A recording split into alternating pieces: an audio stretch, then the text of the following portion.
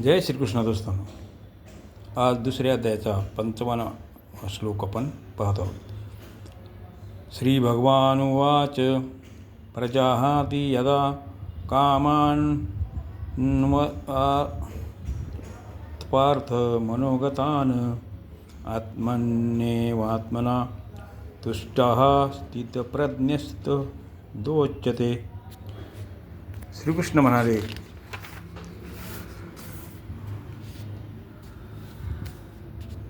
प्रजा हाती यज्ञ कामान्व स्वा अर्थ मनोगतान. या पदाचा अर्थ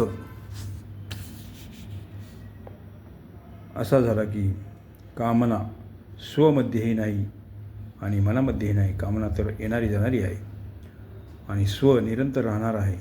आणि स्वमध्ये कामना कशी होऊ शकेल? मन एक करण आहे आणि त्याच्यात कामना निरंतर राहत नाही, तर त्यात येते मनोगतानं. म्हणून मनातही कामना कशी होऊ शकते? परंतु शरीर, इंद्रिय, मन, बुद्धीशी तादात्म्य झाल्यामुळे मनुष्य मनात निर्माण होणाऱ्या कामनांना आपल्यात मानतो. जहाती क्रियेबरोबर उपसर्गात देण्याचे तात्पर्य साधक कामनांचा संपूर्णपणे त्याग करतो. कोणत्याही कामनेचा थोडा अंशसुद्धा बाकी राहत नाही. आपल्या स्वरूपाचा केव्हाही त्याग होत नाही आणि ज्यापाशी आपण काही संबंध नाही त्याचा त्याग होत नाही. त्याग त्याचाच होतो जे आपले नाही, पण त्याला आपण आपले मानले आहे. तसे कामना आपल्यात नाही, परंतु आपण तिला आपल्यात मानून घेतले आहे. त्या मान्यतेचा त्याग करण्यालाच येथे प्रजहाती पदाने म्हटले आहे.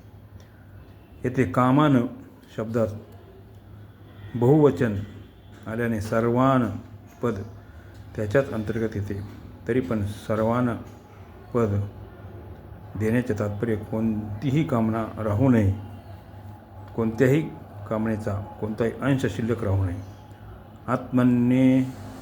आत्मन्ये व आत्मना तुष्टाः. ज्या वेळी पूर्ण कामनांचा त्याग करतो आणि आपणातच संतुष्ट राहतो, अर्थात आपणातच सहज स्वाभाविक संतोष होतो. संतोष दोन प्रकारचा असतो, एक संतोष गुण आणि एक संतोष स्वरूप. अंतःकरणात कसल्याही प्रकारची इच्छा नसणे हा संतोष गुण आहे आणि स्वमध्ये असंतोषा अत्यंत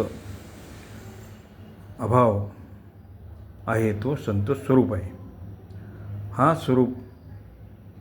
स्वरूपभूत संतोष आपोआप सर्व काळ राहतो. त्यासाठी कोणत्या अभ्यास किंवा विचार करावा लागत नाही. स्वरूपभूत संतोषात प्रज्ञा सहज स्थिर असते. स्थितप्रज्ञस्तदोच्यते. स्व जेव्हा अनंत शाखा असणाऱ्या अनंत कामनांना आपल्या मानित होता, त्यावेळी वास्तविक कामना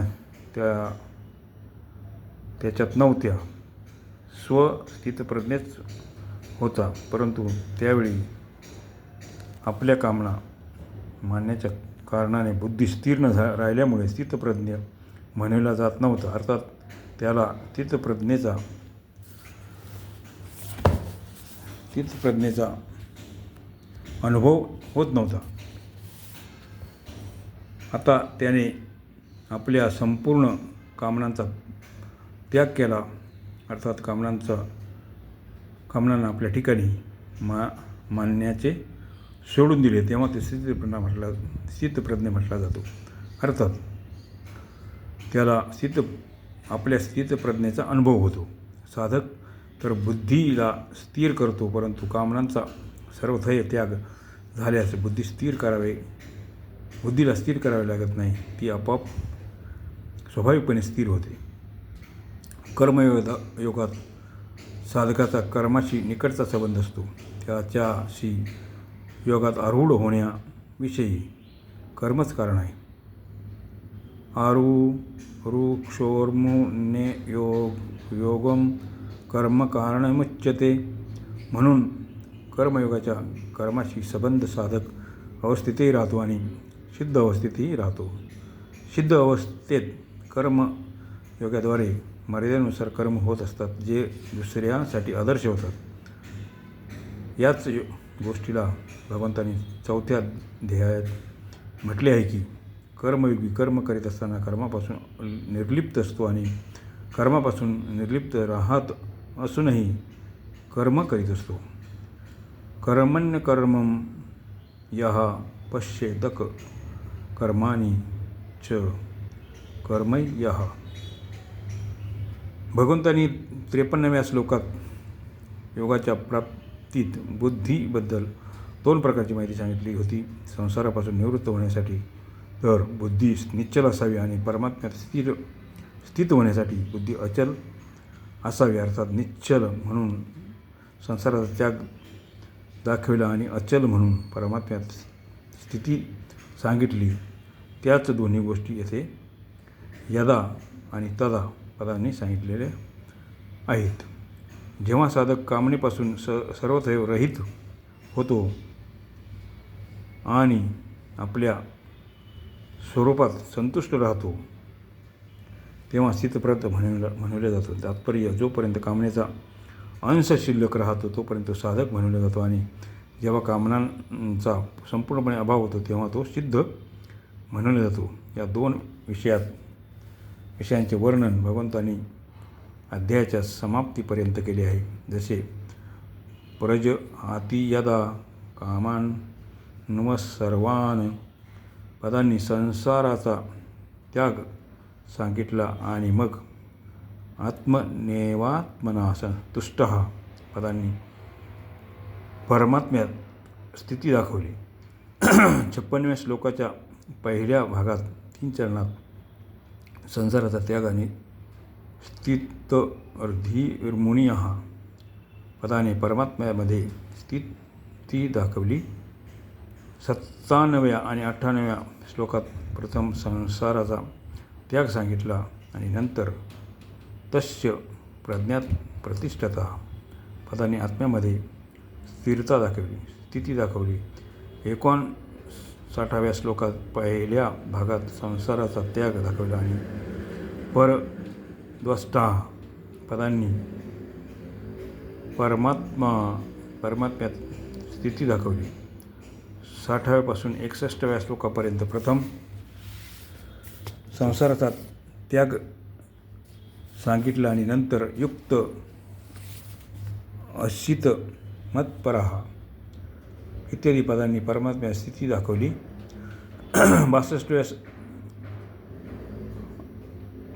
62पासून 65 श्लोकापर्यंत प्रथम संसाराचा त्याग दाखवला आणि मग बुद्धिहा पर्यवतिष्ठते पदांनी परमात्म्यात स्थिती दाखवली. 66व्यापासून 68व्या श्लोकापर्यंत प्रथम संसाराचा त्याग सांगितला आणि मग तस्य प्रज्ञा प्रतिष्ठिता पदांनी परमात्म्यात स्थिती दाखवली.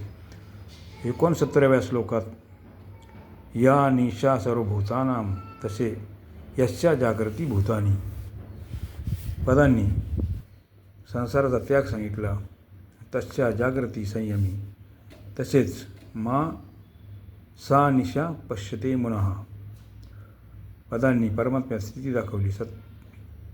70व्या आणि 78व्या श्लोकात प्रथम संसाराचा त्याग दाखवला आणि मग स शांतीमगच्छति पदांनी परमात्म्यात स्थिती दाखवली. 72व्या श्लोकात नैनां पाप्य विमुह्यति पदांनी संसाराचा त्याग दाखवला आणि ब्रह्मनिर्वाण मृच्छति इत्यादी पदांनी परमात्म्यात स्थिती दाखवली. अशा प्रकारे 55व्या श्लोकाचा सविस्तर अर्थ इथे संपत आहे. जय श्रीकृष्ण.